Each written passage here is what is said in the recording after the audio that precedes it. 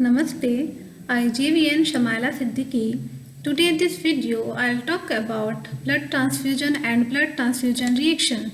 So, the blood transfusion is a routine medical procedure and in which the donated blood is provided to you throughout the narrow tube and placed within the vein and in your arm. So, this potentially life-saving procedures and can help replace the blood lost due to the surgery and injury. A blood transfusion can also help if an illness prevents your body from the making blood and some of the blood's components correctly. So why it's done? Because people receive the blood transfusion for many reasons such as surgery, injury, diseases and bleeding disorders.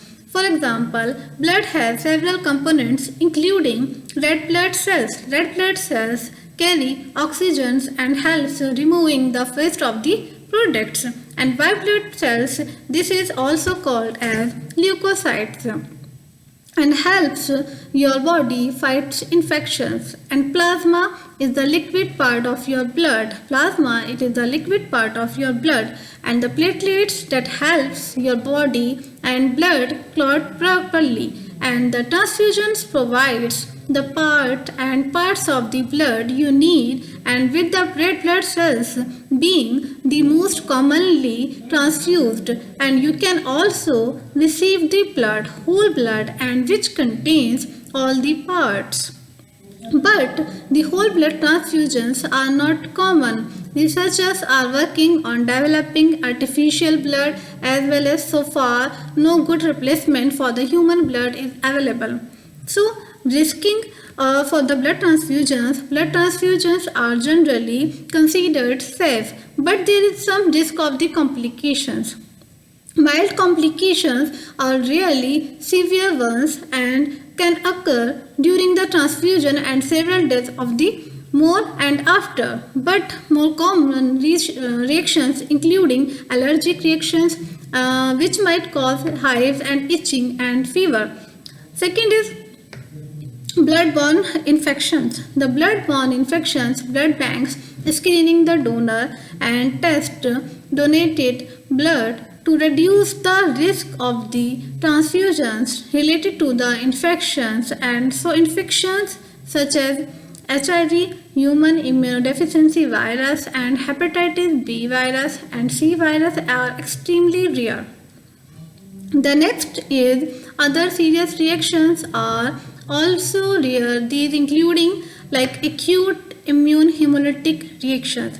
Acute immune hemolytic reactions are your immune systems attacked the transfusion red blood cells because the donor blood type is not a good match. But the attacked cells release substances into your blood that harms your kidneys. Second next type of the delayed hemolytic reaction. Delayed hemolytic reaction. Delayed hemolytic reaction similar to an acute immune hemolytic reactions, and this reaction occurs more slowly and it can take 1 to 4 weeks to notice a decrease in red blood cells level. So next is the graft versus host disease. In this condition, in transfusion, white blood cells attack your bone marrow, usually fatal, and it's more likely to affect people with severity and weakened immune systems such as those being treated and leukemia and lymphoma. How you prepare for the blood transfusion and blood transfusion reaction. So your blood will be tested before a transfusion to determine whether your blood type is A blood group, B blood group, AB blood group and O blood group, and whether your blood is Rh positive and Rh negative. So the donated blood used for your transfusion must be compatible with your blood type. Tell your healthcare provider and doctor if you have had reactions to blood transfusions in the past. So what you can expect blood transfusion? So the blood transfusions are usually done in a hospital and outpatient clinic and doctors, hospital and office, and the procedure typically takes 1 to 4 hours depending on which type of the part of the blood you received and how much blood you need. And before the procedure, in some cases you can donate blood for yourself before elective surgery. And but most transfusions involve blood donated by strangers, and identification check will ensure you receive the correct blood. During the procedure, an intravenous line with a needle is inserted into a one-year blood vessel, and the donated blood that's been stored in a plastic bags and enters your the bloodstream and your blood circulation through the IV intravascular. You will be seated and laid down for the procedure, which usually takes 1 to 4 hours.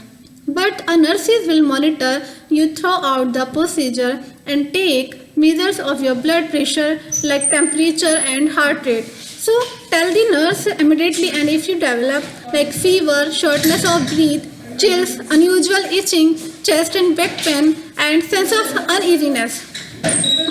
After the procedure of the blood transfusion reactions, the needle and IV line will be removed and you might develop a bruising and the needle site, but this should go away in a few days. So contact your doctor and provide if you develop shortness of breathing and chest or back pain in the days immediately following the blood transfusion. So resulting you might need to further blood testing and see your body is responding to the donor blood, and to check your blood counts like CBC, complete blood count, RBC counts, and some conditions require more than one blood transfusions.